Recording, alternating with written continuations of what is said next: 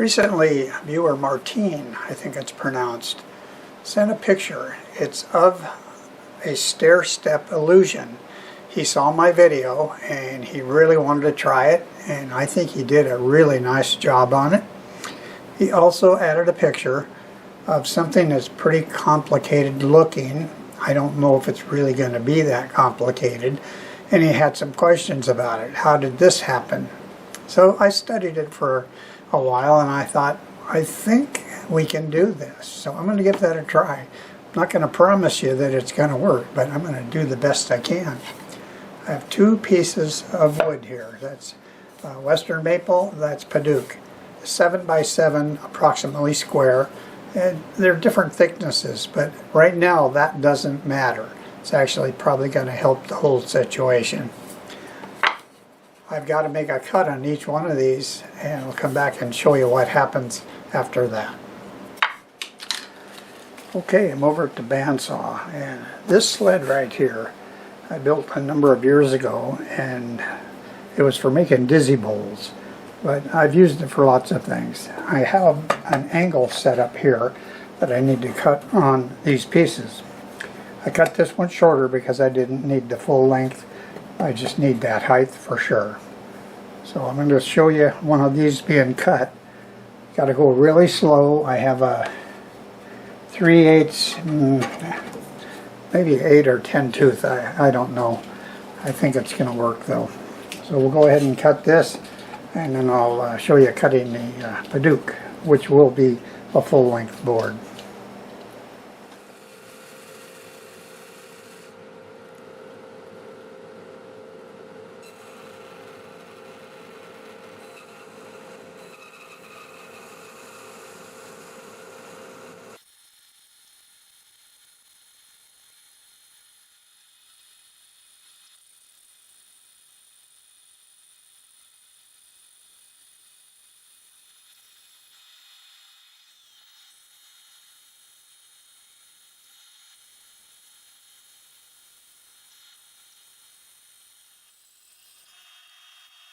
Alright, this is the one I'll be using, but I can actually use either one. So, it's flat. So the bandsaw joint was really not bad at all. I could have probably glued it together the way it was, but I went ahead and sanded this face, and I sanded this area right here, and that's the tapered area, and this whole piece is tapered. So I'm going to glue it together, and it's 4.3 inches to there is where this ends. I left this thick because I'll need to face this off to get it flat, parallel, and everything else we need to make a bowl out of it. So I'll go ahead and get some glue on this, clamp it up, and let it sit all day at least. And the next step will be to actually try to make a bowl out of this.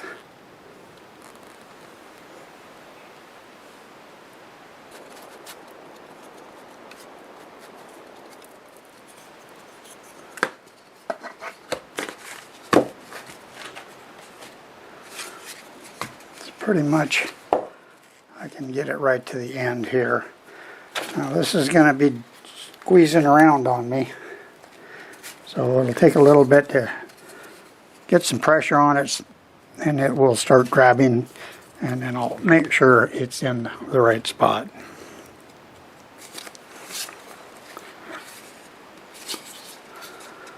So that's it. It doesn't look much like stock for a bowl, but I think it's going to be.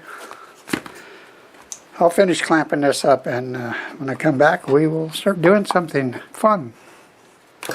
So I thought I should show you what my plans were here, because I didn't think about telling you that, but I put the spring clamps on just to locate it, let it sit until the glue tacked up. Now I have a flat board here clamped, and then I have a flat board on that side that's clamped to the thicker section of my pieces, because being thin like that, it's not going to work to use these all the way around it. At least not on the real thin edge. So Now, it's going to sit for at least a day, and then we'll work on it. Okay, I've got the Padauk and the maple glued together. It sat all night, and this is as far as it needs to go, so I cut it off right there. So, and obviously it's got a step in it, but that's okay. This side's flat. I'm going to cut this round, glue it onto this disc, which is Padauk, and then I can flatten this off. And I'll tell you more about why that's on there and this particular chuck and why I'm using that chuck. I'll go cut that and I'll be right back.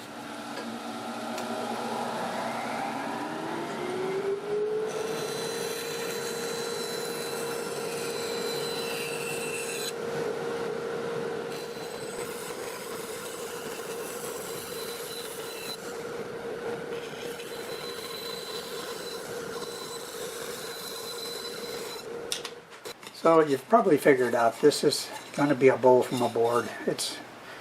I think it's barely 5/8 thick, if that, and I don't care. If you cut a bowl from a board, I'll just calculate the angles to work with that thickness. So I'm going to glue this on, and I'll explain why I have that disc. I have that disc because I don't know when I cut my angles if I'll be cutting into any tenon that I use on here, and a lot of times I will use that and hot glue a tenon onto it, but I think I might use part of this for a base.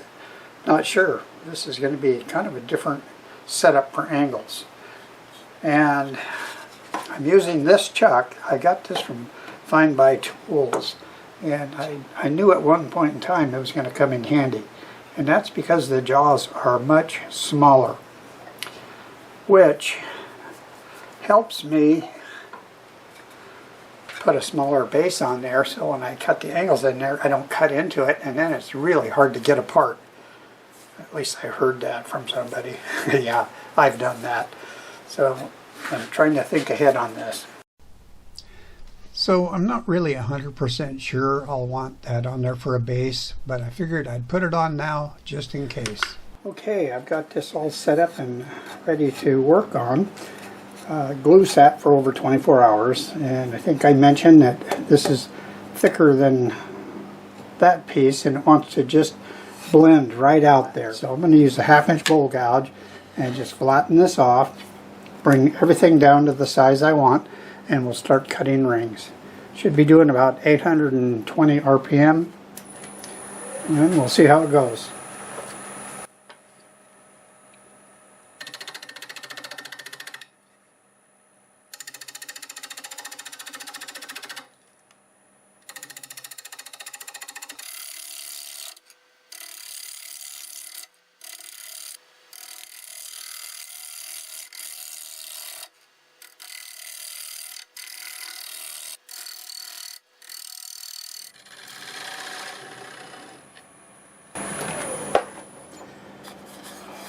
Alright, that is actually there. That's just a little bit of glue. I think I'll just go over it with the scraper and then we'll turn this around.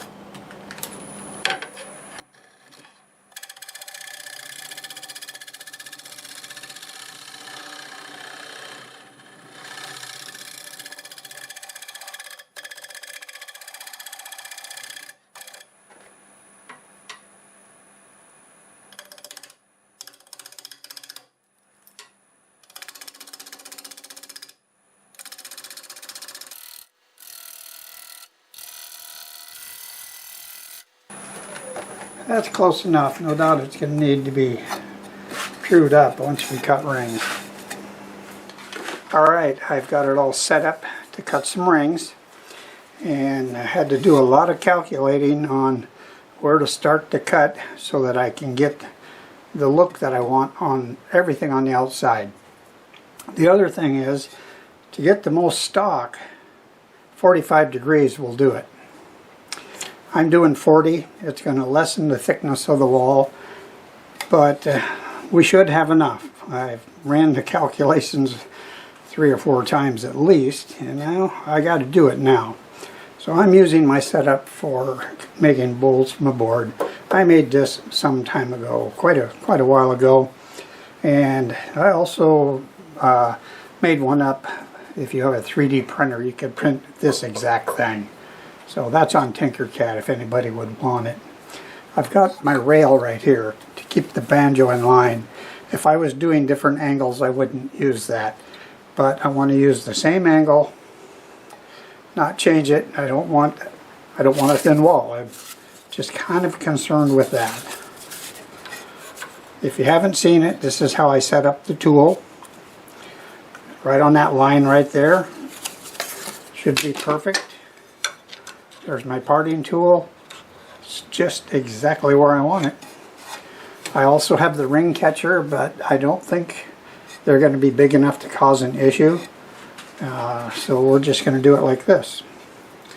Make sure I got the good burr up here, and we're going to do some cutting.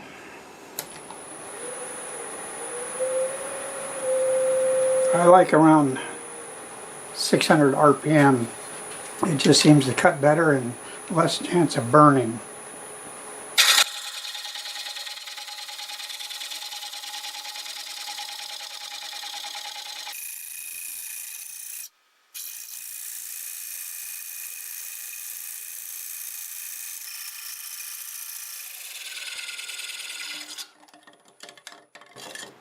Here we go.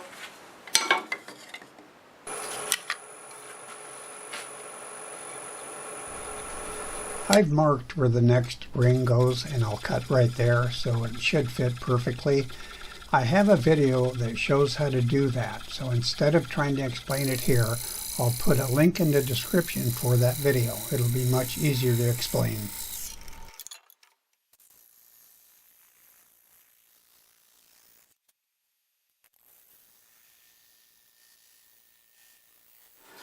Alright, this is the last ring to cut. And I mentioned before that this ring can get hung up on your tenon or whatever you have down here.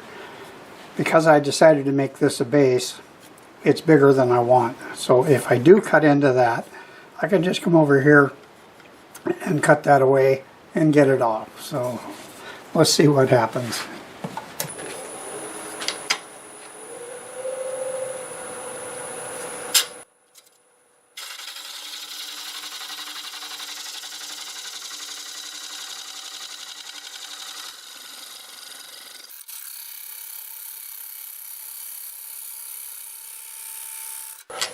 It may have gotten into it.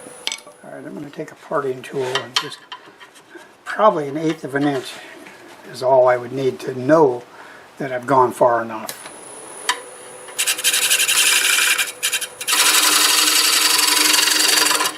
I did! It was so close! Oh wow! Less than a 1/16 of an inch on that. I'm just going to use this tool here and take some of it away.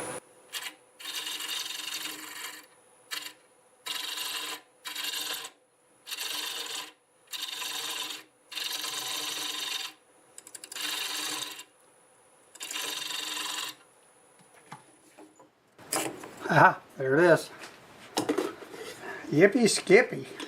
Alright, time to glue everything together. It's, I want it as close as I can get it, but the thing of it is, I don't think it's going to matter all that much if it's off a little bit. But I'm kind of shooting for this joint here to line up with that joint. So once I get it in place, I can put this on and look down. After it tacks up, I just might put it in the lathe and get some pressure against it. So here we go.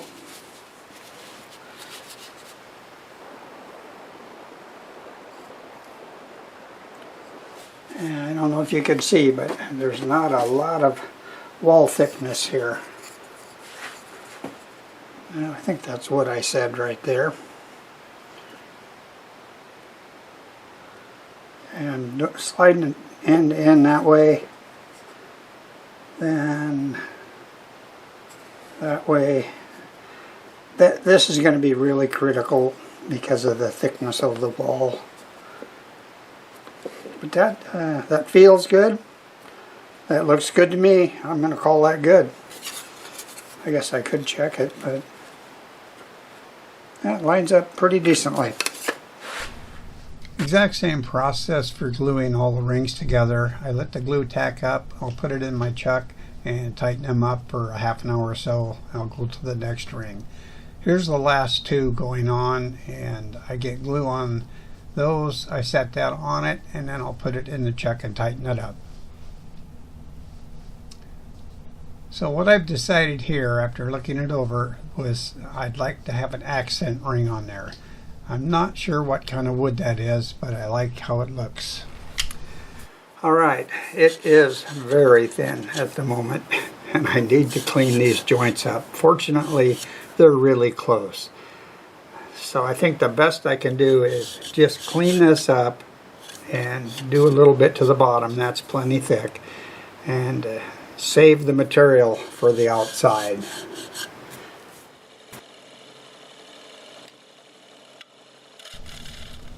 So I'm using a 1/2 inch bowl gouge here, and we're doing 700 RPM.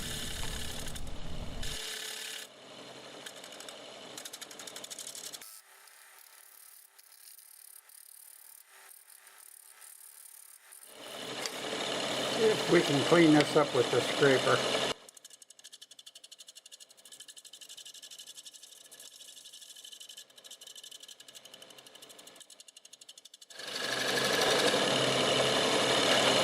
Time for some sanding. It looks pretty cool spinning like that, doesn't it?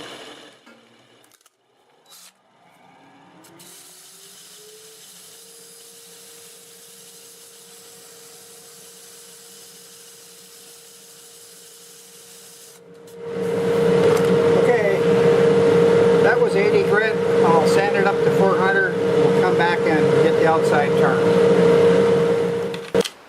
Okay, so right about here, I'm about 1/4 of an inch. Fairly consistent, actually both ways, close to it. I'm going to keep that about where it's at. I'll start putting a little curve on it this way and that way. Okay, 1/2 inch bowl gouge, let's see, about 800 RPM.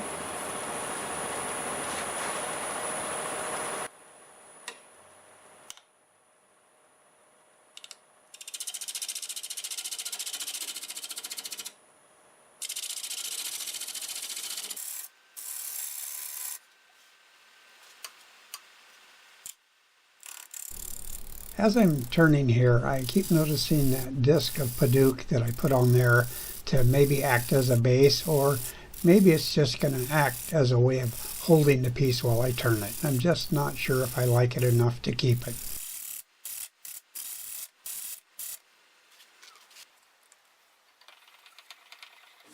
I'll take one more inspection on this. That is I don't really want to take any more off of that. And I don't really want to take too much more off right there. Alright, I'm going to do a little sanding, shaping with 80 grit with the lathe running in reverse at about 320 RPM.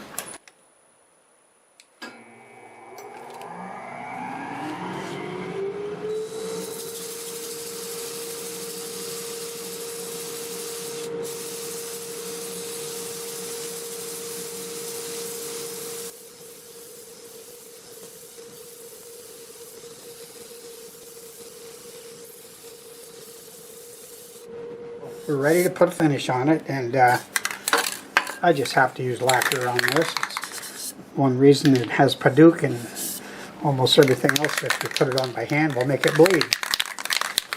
I'm using same deft formula, new name. I don't know if deft makes this or not. So we're going to use it.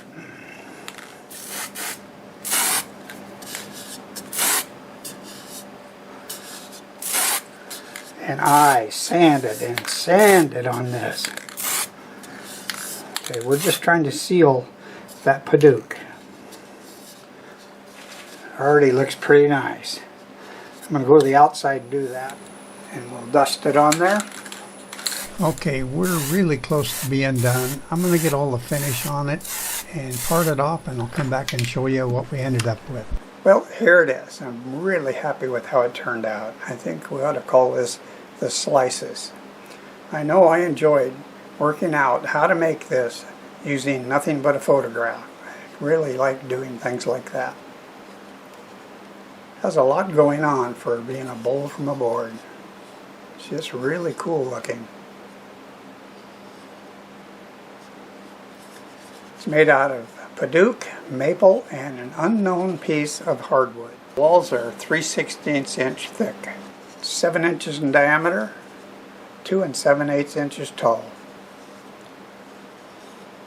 I used multiple coats of lacquer sprayed on. In between each coat, I buffed it with fine Scotch-Brite, and when I was all through, I used the Axe sanding paste and the Axe polishing paste, and that left a really nice finish. So special thanks to Martine for asking me to try to figure out how this was made, because I really had a great time doing it, and I sure hope everyone enjoyed the video. If you liked the video, you can let me know by hitting that like button. Also, leave a comment and tell me what you think. I love reading them all, and I do my best to answer them all. If you're currently not subscribed, please consider doing so. If you are subscribed, thank you very much. I truly appreciate each and every one of you. I do all types of turnings, and I love doing them all. Let me know your favorites. Thanks again, and until the next time, see you later.